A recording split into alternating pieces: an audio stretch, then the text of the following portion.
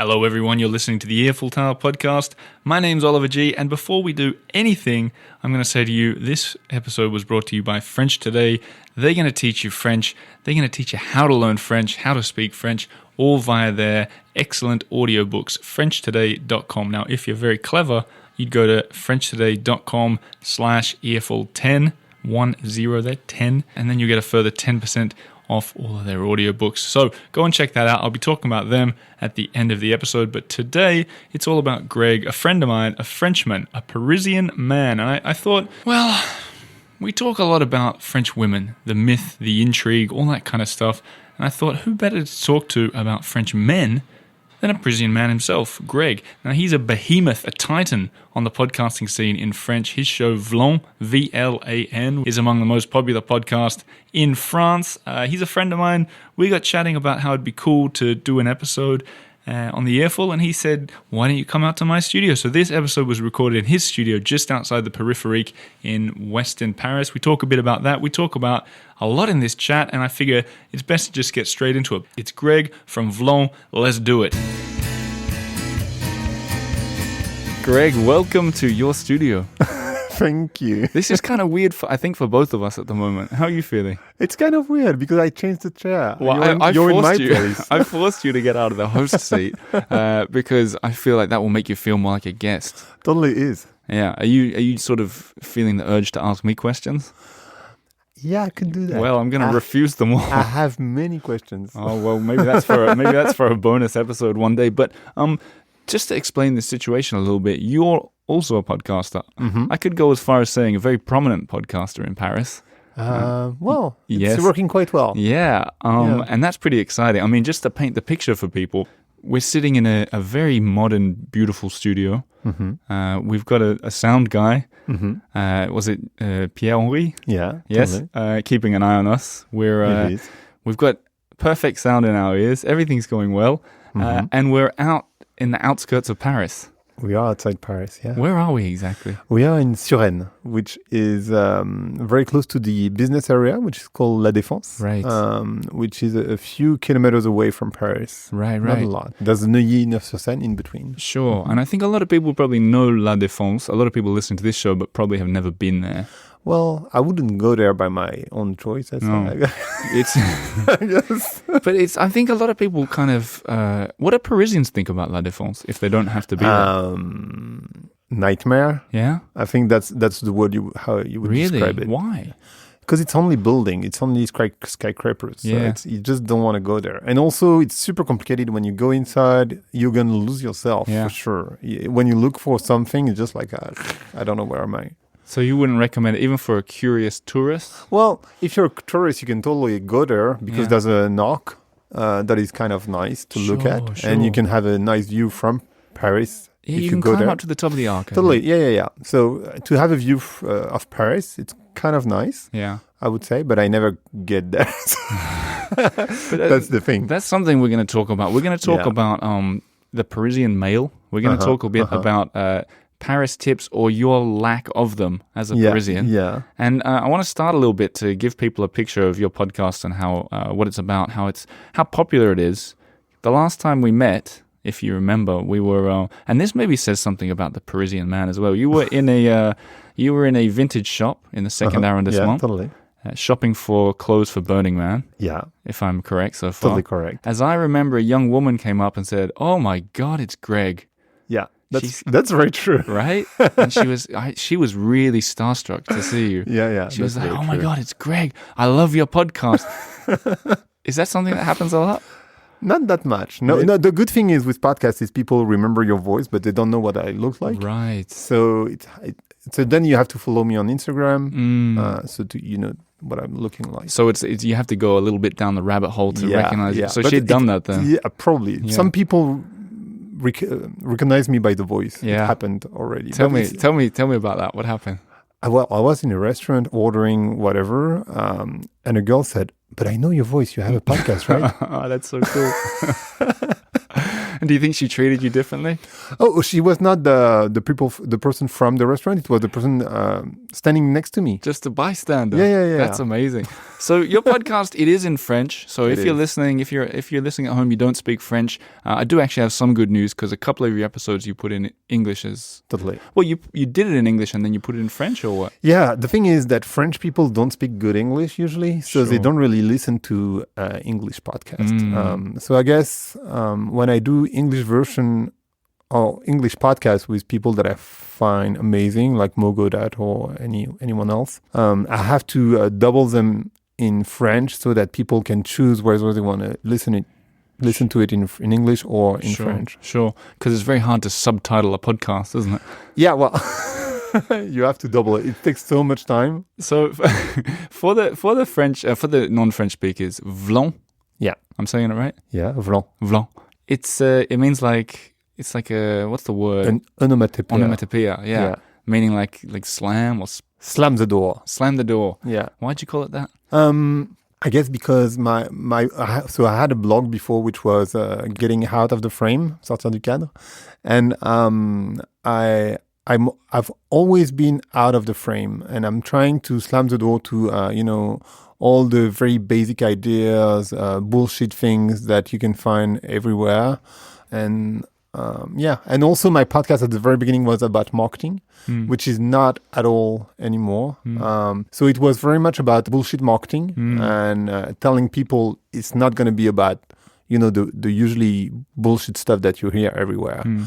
So it's going to be the truth somehow of marketing. That was the essence of it. And then you switched it to... And then I switched completely. I received Esther Perel, for people who know her, who is a therapist talking about sex life and love life, pretty well known in the US. And she's a good friend of mine. I've met her when I was living in New York. And from that time, it's episode 40 in French also. And from that time, I decided to analyze the evolution of society.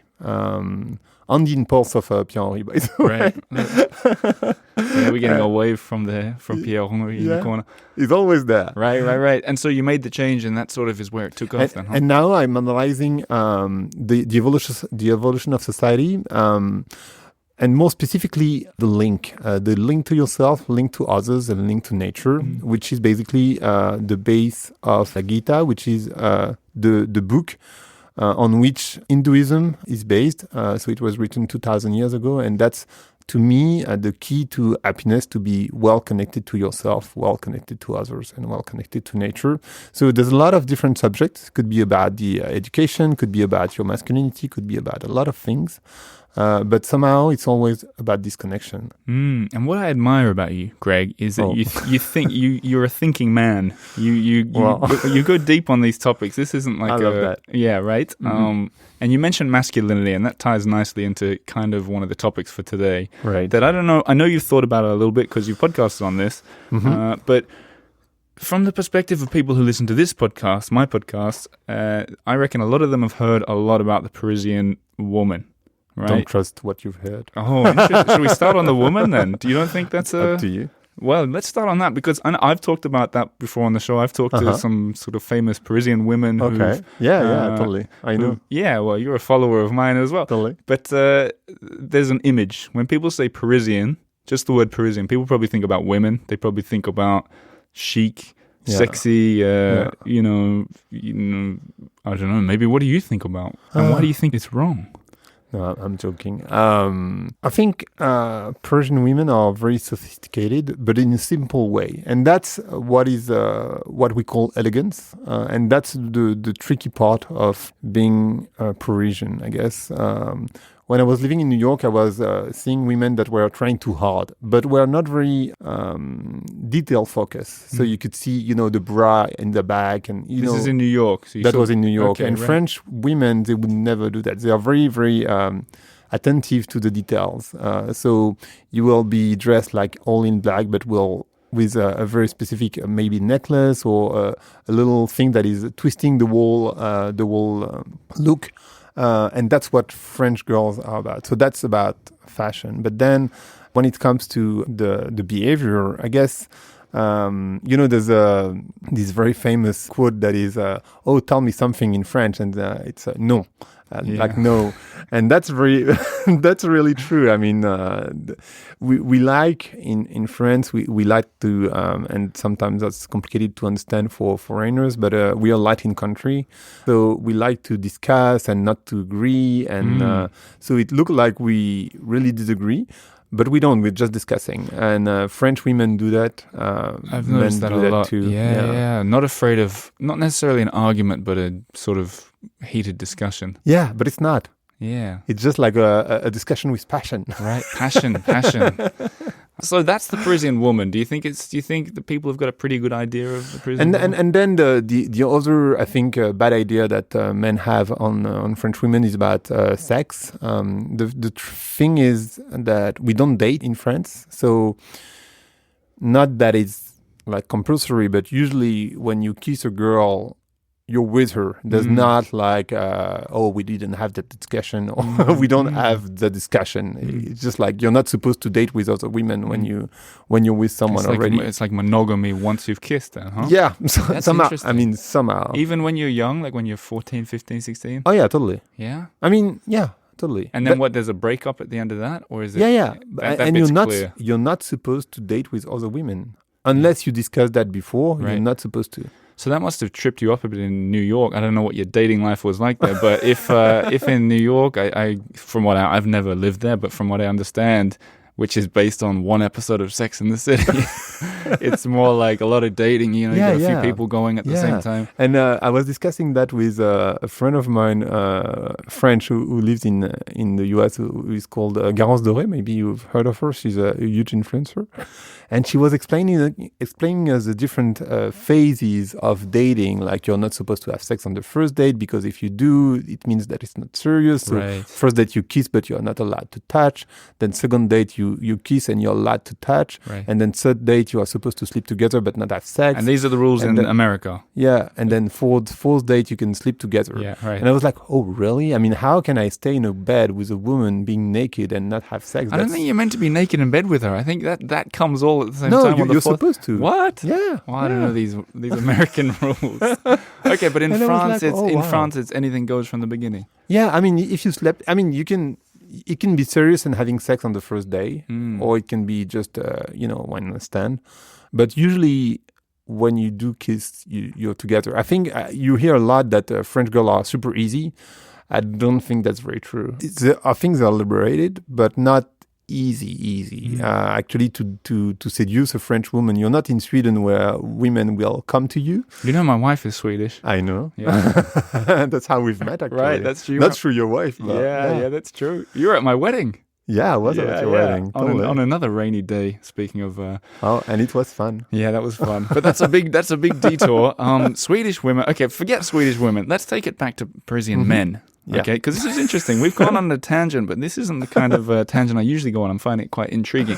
But Parisian men, on the other hand, I don't think that the world has as many stereotypes of Parisian men as they do of Parisian women.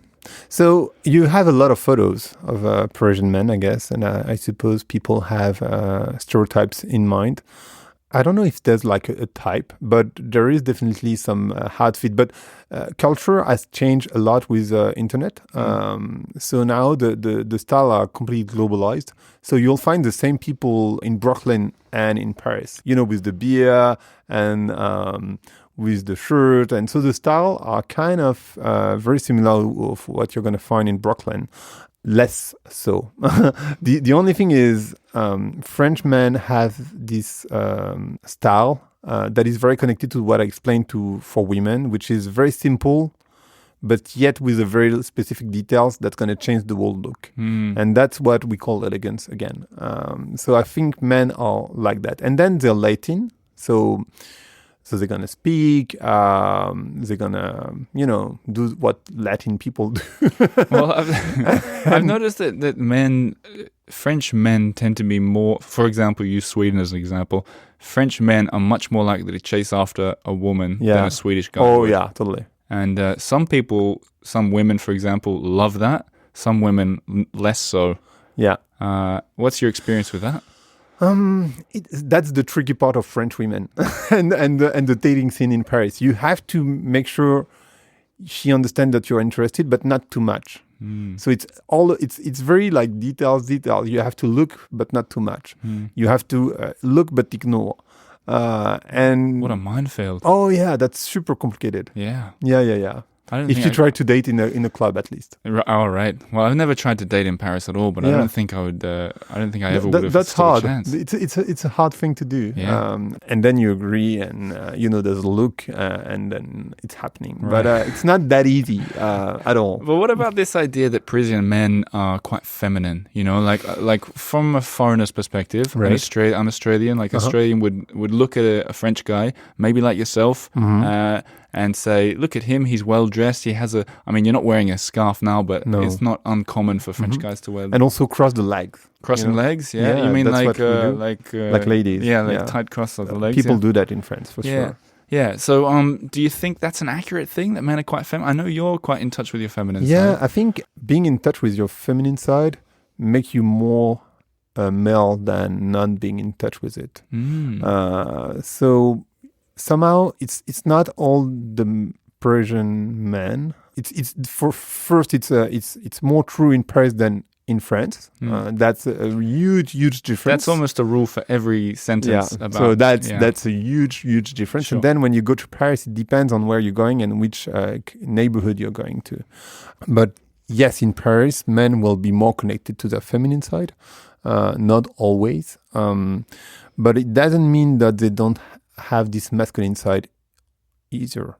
So they have both sides, and I think that makes them more interesting because they have access to their vulnerability, they have access to their empathy, and yet being able to be strong and all those things that you can connect to what masculinity could be. At least it's a debate, and we discuss a lot about that in Paris. There's a lot of discussion about what a man should be and what a woman should be, and what the patriarchy has done to the relationship to men and women, and what patriarchy is doing to men also. And we are discussing a lot about that. When you say we're discussing it, do you mean in the newspapers, on TV? Pretty much, yeah, on TV, but also in discussion, on podcast. You have a few podcasts about masculinity in France, so it's a lot of discussions. Let's just take a step away from this to talk about podcasting for a sec. Right. Podcasting popular in France? Not as much as in the US or in the UK, but it's coming. It's growing quite a lot. It has started really 2.5 years ago, I would say, 2.5. Is that when you started? I started 2 years ago. Right. And 2.5 years ago. Yeah. That's a coincidence. I was there. 2.5 years ago. Yeah, totally. I started in May. So yeah. Right. May 2017. Now it's big, but it's mostly women having podcasts. Yeah. But it was the same in the US, actually. Now it's more balanced in the US, but it's not at all in France. And when I look at the statistics at my podcast, I can't have the gender statistics on my podcast, but I can have the statistics on Instagram. It's not like super well followed, but it's like 6,000 people. And it's 83% of women. So still the people who listen to podcasts in France are very urban, and mostly women. That could also say something about Instagram users. Yeah, that's very true. But I think Instagram is more balanced than that. Yeah, interesting. I wonder if it's going to continue taking off in France. It's going to totally continue because the GAFA are going to push very hard on... Who's going to push? The GAFA, Google, Amazon, Facebook, Apple. Right, they are pushing a lot on audio. Right. So, and that's going to be true for the whole world, including France. I've noticed a lot of French people this could reflect on my pronunciation, but when I tell people that I'm a podcaster, a lot of people can't pronounce the word podcast. Oh, really? Yeah, they say podcast. Oh, really? Yeah. Oh, that's weird. That might say something about the people I'm talking to, but maybe the older generation or something. It's not a common word. When I give a conference about podcasts, the first question people are asking me is, "What is a podcast?" So we are still there. Yeah, you're still getting there. Yeah. So it's not there. It's not super famous in France still. We're going to turn to a topic that I know you're dreading a little bit: Paris. Right. Because before we started recording, you said, "Oliver, you know more about Paris than I do. I can't give any tips." That's totally true. I think It's always the case when you live in the city. You don't really know the city that well because you have your habits and you go to the same places. You're not that excited by your own city usually. You don't like what you do, like trying to find out all the stories and all the places and And I don't do that at all. So whenever like foreigners are coming to me asking for tips, and I'm like, you know that we have the Eiffel Tower. I'm joking. It's not that, but it's not that bad, but it's not that far either. You need to send your foreigner friends to my podcast. Yeah, that's what you need to do. Yeah, totally. But even though you think that you don't know stuff, you're an interesting insight because, as I told you before we started, you are a Parisian. You do live here, and that's interesting. Not least because you live in an unusual part of Paris, as far as I'm concerned. Right. The 15th arrondissement. Where is that? Exactly. So that's kind of as far. I mean, the Eiffel Tower is not that far away, but it's pretty much as far as you can get from where it's all kind of happening. Yeah. Was that a conscious decision to live like that? So, you know what? When I'm telling people, French people, that I live there, they're always asking, why? Yeah. Why would you live in the 15? So it's almost like a social shame to live there. Really? Oh yeah, totally. The thing is that when I chose this place, I was living in New York, and I was coming back in Paris, and I found this amazing house. And literally, it's a house. It's literally a house in Paris, which is amazing. It's got to be one of the only houses in Paris. There's a few. No, there's a really? few. Yeah. You have a few. You got a lot of them in the 19, actually. Really? Yeah, you've got a few in the 18. Yeah, okay. And then the very first rich people, they have a few in the 16 and in the 7. Right. But they are pretty much all over. Right. But then you need to be very, very rich if you want to be in the center and having a house. But the truth is that Paris is very small. You can bike everywhere. Sure. Or you can walk everywhere. If you walk like for 2 hours, you'll be pretty much at the other side of Paris. I think you can go one peripheric to the other. In 2 hours, easily. Yeah. Usually when I walk, it takes me an hour. Yeah. Also, the subway is super efficient. Much, much, much better than in New York, even though it's not working 24 hours. But you have stations everywhere. So Paris is small. So actually, when you live in the 15, you're not so super far from anything. If I go to your place, it's going to take me like 30 minutes, which is not, I mean, that's not that bad to me. So that's the first thing. And then living there, because actually when I arrived there, it was more for the house than for the neighborhood, as you understood. I never been in the 815 myself before. I was like, I needed a GPS to go there to my place. Really? I didn't even know where it was. I was like, where is it? Where am I? How am I going there? But the truth is, eventually, that I was usually in the center. I used to live in the 11, which is supposed to be the coolest place, or trendy the 11th. 9. Yeah, 11 is very cool. And but it was too much of cool whatever. You know, when you go to the butcher, and it's nicer at the butcher than in your own place, you feel like, that's weird. What butcher were you going to that was so nice? How bad was your apartment? If you go in Le Marais or what, you'll find butchers or, flowers, and the places are, super, super nice. Yeah, that's true. But it's not really real. You're like, what am I paying for then? Yeah. So first, the 15 is cheaper than in the center. That comes as a surprise to me and I realize some people might not know where the 15th is. If Paris is like a circle or like a... Yeah, I didn't explain that. Yeah, it's in the southwest. Yeah, it's very close to the Eiffel Tower, basically. Yeah. Or Le Bon Marché, for people who knows what it is. Or the Australian ambassador's residence. Oh. Yes. So you chose to go and live in the countryside of Paris. Yeah, 15 minutes away from your place. But yeah. 30 minutes last time. 30 minutes. But I'm Parisian, I'm going to exaggerate a little bit. Sure. But you don't regret that? It's nice to live out there? I don't regret. I am actually happy because there's less people. You have this little, what we do love that doesn't exist in many places as all these little markets. So you have a specific seller for fruits and vegetables, and one for bread, and one for cheese, and one for whatever, for meat, for fish, and you have all those, and you have this kind of little village life, Sure. and that's super cool. Yeah. So I like that very much. I like the fact that the sidewalks are super large. There's Yeah. less cars. People are nice. It's super safe. Not that Paris is unsafe, but eventually it's kind of cool. You have more green space also. So eventually, I think it's cooler somehow than living in the center. I do go in the center every time because my friends are there. But again, I bike and in 15 minutes I'm in Notre Dame. So it's just like nothing. And do you, with that kind of village feel that you talked about, do you get in conversations with like the butcher and the baker? Oh yeah, totally. Yeah. You do have that life in Paris, and that's what I like about Parisian life. In the center, you can't really have that because there's so many tourists. Totally. That people won't recognize you or they don't care. Yeah. But in the 15, you have still that kind of lifestyle, which is very, very cool, I think. I noticed that when I moved to Paris, I lived in the second. Right. Just off Montorgueil, which I used to love, and I thought it was the perfect street. I still really like it. It's nice. Yeah, but now up in Montmartre, it's a real village feel there too, where I live. And I don't know if it's because my French has got better so I can talk better with people, which could be that. But I think it's more. I think it's both. I think it's also what you said, that idea that in Rue Montorgueil they have 1,000 tourists every day. It's they don't super care. crowded. Yeah, they don't care. No, they don't care. I actually, when I found this place in the 15, I had another place in Rue Montorgueil. Really? Yeah. And I chose to go in the 15 because of the house, but also because the neighborhood was nicer. I think that right in the center. The center is super nice if you go as a tourist. I guess that's cool because you can walk everywhere. You're going to pay more for your Airbnb or your hotel, but you can walk everywhere.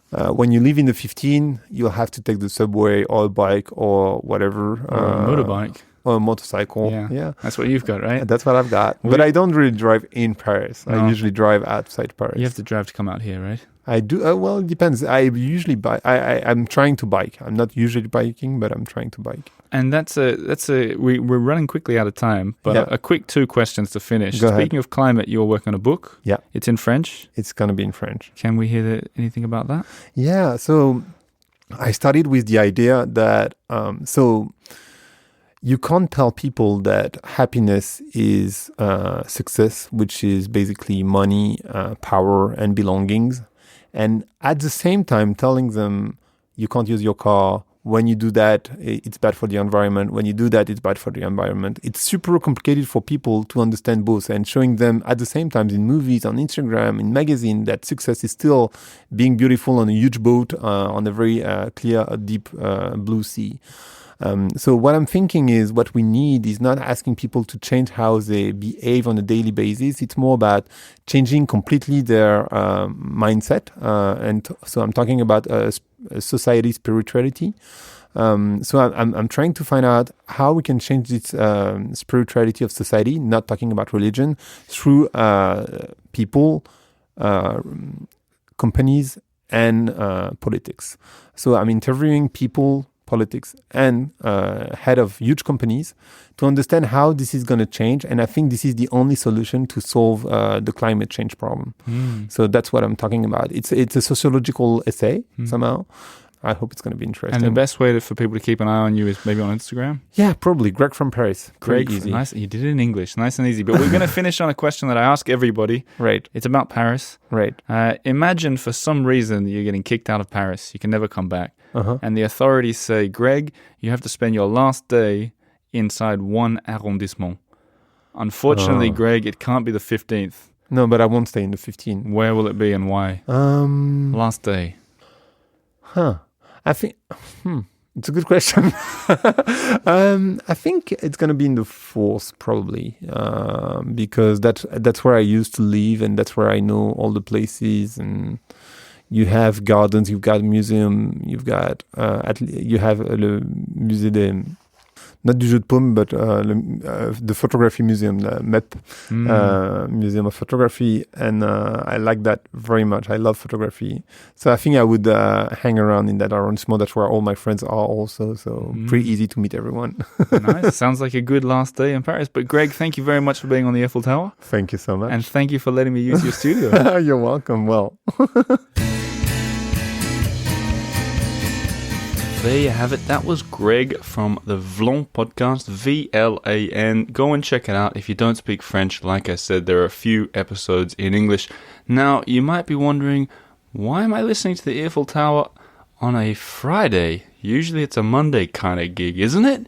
Well, you're exactly right. The reason is this is just a bonus little episode, and the reason for that is because if you've been listening to this show for any amount of time at all, you'll know that I've just had my big event at the Australian Embassy. Greg was there, actually. You might have seen a picture. With that in mind, I thought what I'd do is use the audio that I recorded at that event. I put this very microphone I'm using right now right by the big speaker. I got great audio for the whole 30-minute talk show, and I figured I'd use that for Monday's episode here as the season finale. I think it's about time that I got on with a new season, so that's going to be the end. Monday, the end of this season of the Eiffel Tower, and I think it's quite a fitting end. Now, I did mention that this episode was brought to you by French Today, so just a quick word about them. I'm going to do it a bit differently today, partly because I've lost my voice from the embassy gig, but partly because this is a bonus episode. I'm going to point you in the direction of their Instagram account, Real French Today, at Real French Today. They're the sponsor of this show. Go and learn French with them, and if you go on their Instagram account right now, you might be their 5,000th follower, and you'll see the very top picture is one of me and them at the Australian Embassy. It's a really beautiful picture, the Eiffel Tower in the background. Go and follow them. If you're looking for that discount, the additional 10% off, frenchtoday.com/earful10. 10 for 10. Now, usually I'd read out some emails and stuff like that. My voice is gone. I'm going to keep it short and sweet. Thank you for listening, and I look forward to sharing the audio from my talk show at the embassy on Monday. Otherwise, in the meantime, you can go and see it visually on YouTube. The live stream is up there. If you're more of a podcast person, wait for Monday. You'll hear from me again. As usual, merci beaucoup, and have a lovely day wherever you are. I just wanna look at the stars.